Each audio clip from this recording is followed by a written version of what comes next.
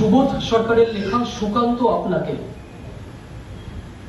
প্রবাদ আছে, ঈশ্বর যাদের ভালোবাসে তারা খুব কম বয়সে মারা যান। আমি ঈশ্বর মানি না, আপনিও মানতেন না। ওইটুকু তো ছেলে আপনি। একটা থাপ্পড় খেলে উঠে দাঁড়াবার জোর ছিল না গায়ে। শীর্ণ কাঁধ, সরু কবজি, সন্ধে বেলায় কাঁপতে কাঁপতে বেঁচে থাকা। যাদবপুরের বেডে যখন আপনি শুয়ে, তখন সারা ইউরোপ কমিউনিজমের ভূত দেখছে।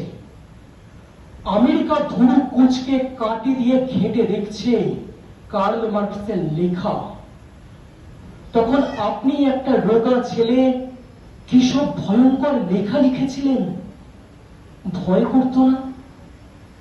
বেয়োনেট দূরের কথা, পুলিশ আপনার কলার ধরে মরা বেড়ালের মতো ডাস্টবিনে ফেলে দিলে আপনি কি করতেন? ওই তো আপনার ফুসফুস, ওই তো আপনার শরীর। গোটা শরীরের মধ্যে জল জল করত চোখ। কি অপূর্ব দুটো চোখ! একটা চোখে শ্রাবণ, একটা চোখে কিউবার মতো রাগ। আমি দেখতে পাই দুটো শীর্ণ হাত আপনি এগিয়ে দিচ্ছেন। একটা হাত প্রিয়তমার দিকে, একটা হাত চেয়ে গুয়েফারার পিঠে। যেন আপনি আর চেয়ে একটা সাইকেলে চেপে বেরিয়ে পড়েছেন। যেন সারা রাত ল্যাটিন আমেরিকায় সাইকেল চালিয়ে ভোরে বেলায় পৌঁছবেন পাবলো নেরুদার বাড়িতে। না, আপনি তখনও যাদবপুরের বেডে।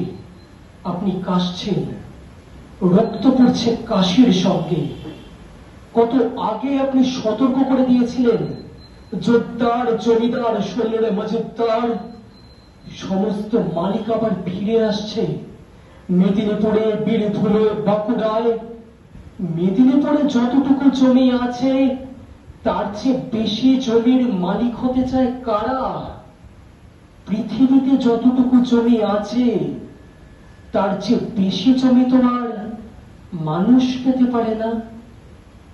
আপনি বেঁচে থাকলে কি লিখতেন আছে জানি না, কিন্তু যা লিখে গেছেন, যে ভাবে লিখে গেছেন, বেপরোয়া সে লেখার পায়ের কাছে বসার যোগ্যতাও আমার নেই। একটা বিপজ্জনক লাইন লিখেই ভয়ে মরি। বারবার কেটে শিল্প দিয়ে ধুয়ে জামা জুতো পরিয়ে তবে ছাপতে দিয়ে। ধন্যবাদ।